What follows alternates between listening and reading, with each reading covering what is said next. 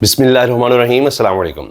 موجودہ نظام کی ساکھ تو کچھ ہے ہی نہیں۔ آپ اندازہ لگا لیجئے کامن ویلتھ کی رپورٹ آنے سے ہی کیا کچھ ہو گیا ہے، کس طرح اس کو چھپانے کی دبانے کی کوشش ہوتی رہی، کیونکہ سب کو پتا ہے یہ نظام جعلی الیکشنز پر کھڑا ہے۔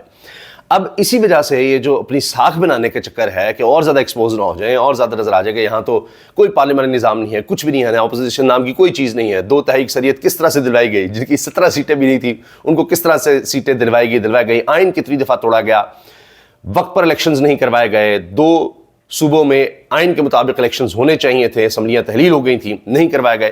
تو یہ سب چیزیں سب کے سامنے ہیں۔ اب اسی لیے موجودہ نظام چاہتا ہے کہ کچھ نہ کچھ اس کی کہیں ساکھ نظر آئے، اور اس چکر میں اب سینٹ کی قائمہ کمیٹیوں کے چیئرمین شپ اور رکنیت سے پی ٹی آئی ارکان کے استعفوں کے معاملے پر بڑی پیش رفت ہوئی ہے۔ چیئرمین سینٹ نے پی ٹی آئی ارکان کے استعفوں کی منظوری سے متعلق کارروائی روک دی ہے۔ اب قومی اسمبلی میں قائمہ کمیٹیوں سے تحریک انصاف کے لوگ استعفے دے چکے، اس کے بعد اب سینٹ کی قائمہ کمیٹیوں سے بھی استعفے دیے، اب کارروائی روک دی اس پر چیئرمین سینٹ نے، یوسف رضا گیلانی نے۔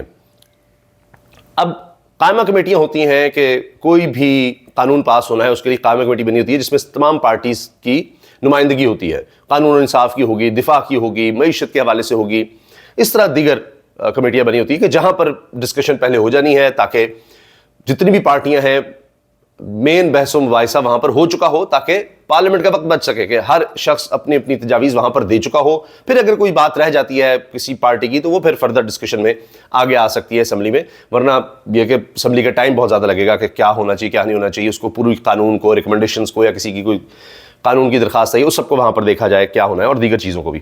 تو وہاں سے استعفے دیے تحریک انصاف نے۔ ویسے مراد کافی ملتی ہیں اگر قائمہ کمیٹی کوئی چیئرمین ہوتا ہے اور یہ پھر دیکھا جاتا ہے مختلف پارٹیز کو مختلف طرح سے اس میں پارٹیسپیشن ملتی ہے۔ خیر، یہاں ایک تو یہ کارروائی روکی گئی، دوسری طرف آج کل آپ دیکھ رہے ہیں کہ Peoples Party versus P M L N بڑا میچ چل رہا ہے۔ ادھر مریم صاحبہ بیان دیتی ہیں، ادھر سے پیپلز پارٹی پریس کانفرنس کرتی ہے۔ اس کے پیچھے آخر چکر کیا ہے؟ یہ نورا کشتی تو ہے، لیکن یہ کیوں کروائی جا رہی ہے، یہ ایک بڑا سوال ہے، اسی پر بات کرتے ہیں۔ پہلے تو یہ شراز احمد شرازی ہیں، رپورٹر ہیں، کہتے ہیں خبر یہ ہے کہ نون لیگ اور پیپلز پارٹی میں لفظی جنگ صرف اس لیے ہے کہ میڈیا کی نظریں عمران خان اور پی ٹی آئی کی خبروں سے ہٹ جائے۔ بیک ڈور پر سب ایک ہیں۔ ذرائع کا یہ بھی بتانا ہے کہ اینکر پرسنز کو باقاعدہ ہدایات دی گئی ہیں کہ اس موضوع پر پروگرام میں بات کرنی ہے۔ اب آپ یہ سمجھیے کہ ہر جگہ پر ہر پروگرام میں عمران خان، اس کا نام روک دیا، بانی پی ٹی آئی شروع ہو گیا، اس کی تصویر روک دی، ویڈیو روک دی، کوئی بیان نہیں آ سکتا۔ لیکن پھر ظاہر ہے چینلز کی مجبوری تھی، وہ کہتے ہیں ٹھیک ہے آپ ہمیں اشتہار دے رہے ہیں، زور زبردستی بھی ہے، لیکن اگر ہم عمران خان کی بات نہیں کریں گے تو کیا کریں گے، کون دیکھے گا؟ یہ دونوں تو حکومت میں ہے، صحافت نام ہے اپوزیشن کا، وہاں سے دکھائیں گے۔ لوگ تو یہ چاہیں گے جو ان کے مسائل ہیں وہ اجاگر کیے جائیں۔ حکومت تو نہیں بتائے گی کہ ہم یہ بھی نہیں کر رہے، یہ بھی نہیں کر رہے، یہ مسائل ہیں، نہیں، وہ تو اپوزیشن بتاتی ہے۔ تو ہم پھر کریں کیا؟ تنقید براہ راست ہم حکومت پہ نہیں کر سکتے، کوئی تحریک انصاف کا ہی بلائیں گے تو وہی تنقید کرے گا۔ تو لہٰذا ہر طرف عمران خان کی بات ہوتی تھی۔ تو پھر یہ اب کھیل رچایا گیا ہے کہ آپ ایک دوسرے سے ذرا لڑائی کریں، جس طرح وہ ہوتا تھا نا کٹ پتلیاں وہ بنا کر تو وہ لڑائی جاتی تھیں، اس طرح سے آپ لڑائی شروع کر دیں تو لوگ ادھر دیکھنے لگ جائیں گے، عمران خان کا ذکر کم ہو جائے گا، انہوں نے کہہ دیا، لڑائی کرائیں، فلاں کرائیں۔ پیچھے کچھ بھی نہیں ہے۔ ابھی دیکھیے 27ویں ترمیم کی بات ہو رہی ہے، اس میں بھی آپ کو سب اکٹھے نظر آئیں گے۔ اس میں 18ویں ترمیم کے کچھ حصے رول بیک کرنے کی بات ہو رہی ہے جو کہ پیپلز پارٹی کی ریڈ لائن ہے، لیکن وہ بھی آپ کو نظر آئے گا، یعنی سب کچھ ہوگا۔ لیکن یہ لڑائی کا مقصد صرف یہ ہے کہ ایک نورا کشتی اپنی طرف توجہ رہے، عمران خان کا ذکر ذرا کم ہو جائے، لیکن یہ بھی زیادہ دیر نہیں چلنا۔ کچھ اندر کے مسائل ہیں، یہ نہیں ہے کہ بالکل ہی نہیں ہے، بیان بازی ایسے نہیں ہو جاتی، لیکن مین مقصد اس کا یہ ہے کہ عمران خان کا ذکر، تحریک انصاف کا ذکر ذرا مائنس ہو سکے۔ ہر جگہ اسی کا ذکر ہوتا ہے، اور یہ ڈیبیٹ چینلز پر ہوتی رہی، باقاعدہ لڑائیاں ہوئی تجزیہ کاروں میں، اور یہ کہ جی آپ ہر دفعہ کیوں لے آتے ہیں عمران خان کا ذکر، اس کے بغیر کیا پروگرام نہیں ہو سکتا، اور یہ بات اینکرز بھی کہتے تھے جی کیا کریں اس کے بغیر پروگرام نہیں ہو سکتا۔ تو یہ حال ہے۔ تو اب کہیں لیجٹمیسی چاہ رہے ہیں کہ جی استعفے منظور نہیں کرنے، لیکن ساتھ یہ ہے کہ عمران خان کا ذکر کس طرح سے مائنس کرنا ہے، تو آپس میں ہم شروع ہو جاتے ہیں کہ پھر یہ کہ کل کو اپوزیشن لیڈر بھی پیپلز پارٹی کا بنا دیں گے تاکہ چیف الیکشن کمشنر تعینات کرنا ہو، کچھ اور کام کرنے ہو، نگران سیٹ اپ لانا ہو، تو پھر آسانی ہوگی کہ اپوزیشن ہی ہم ہیں، خود ہی اپوزیشن، خود ہی حکومت، تو مزے، سارے پارلیمانی عہدے لیے ہوئے ہیں۔ اب سوچے ذرا، کوئی ایک قانون ایسا نہیں ہے، ایک بھی قانون ایسا نہیں ہے جس پر دونوں مل کر کام نہ کرتے ہوں۔ 26ویں ترمیم میں دیکھیں پیپلز پارٹی کے بلاول زیادہ آگے تھے نون لیگ سے، تو یہ تو حال تھا. تو اب لوگ اتنے سادہ نہیں رہے, لوگوں کو بیوقوف آپ مسلسل نہیں بنا سکتے, لوگوں کو سب سمجھ آ رہی ہے. عمران خان جی پھر بھی چھایا ہوا ہے, آپ اس کو کوشش کرتے رہے میڈیا سے مائنس کرنے کی, لیکن وہ پھر چھایا ہوا ہے. اب ان کی سالگرہ پر ٹاپ ٹرینڈ کیا تھا, ٹاپ ٹرینڈ ایکس پر happy birthday Imran Khan, سالگرہ مبارک, قیدی نمبر 804, یہ ٹاپ 2 ٹرینڈز تھے. اور آپ دیکھیں لاکھوں میں اس پر ٹویٹس تھیں, 1.2 ملین سے بھی آگے یہ کام چلا گیا. اور پھر وہ حکومتی سطح پر کچھ چیزیں اٹھانے کی کوشش کی جاتی ہے, بات بنتی نہیں ہے. ہر طرف عمران خان مبارکبادیں تھیں, وہ چھائے ہوئے تھے. اچھا لوکلی چینلز پر ان کو ڈاؤن کرنے کی کوشش کی کہ چینلز پر اس کا ذکر نہ ہو, یہ نہ ہو, وہ نہ ہو. لیکن ESPN کرک انفو ہو, جتنی دنیا کی بڑی بڑی ویب سائٹس ہیں, اخبار ہیں, کرکٹ سے جڑے ہوئے, کھیل سے جڑے ہوئے, وہاں عمران خان تھا. اس کے ریکارڈ ڈسکس ہو رہے تھے. بطور کپتان ایسے ریکارڈ ہیں جو کسی اور کپتان کے پاس نہیں ہے. 50 سے زیادہ batting average, 20 strike rate, bowling کی ایوریج, کمال ہے, کسی کی نہیں ایسی آپ کو ملے گی کرکٹر کی. اور پھر بطور کپتان سب سے زیادہ وکٹس آج بھی عمران خان کے پاس ہیں, آپ اندازہ لگائیے. One of the game's all greats, he averaged 40 with the bat and 22 with the ball from his 7th to 87th test. یہ بھی دیکھیں ٹاپ اسٹرائک ریٹ اور کمال ہے. The finest cricketer from Pakistan, یہ جی ESPN کرکٹ نے کہا.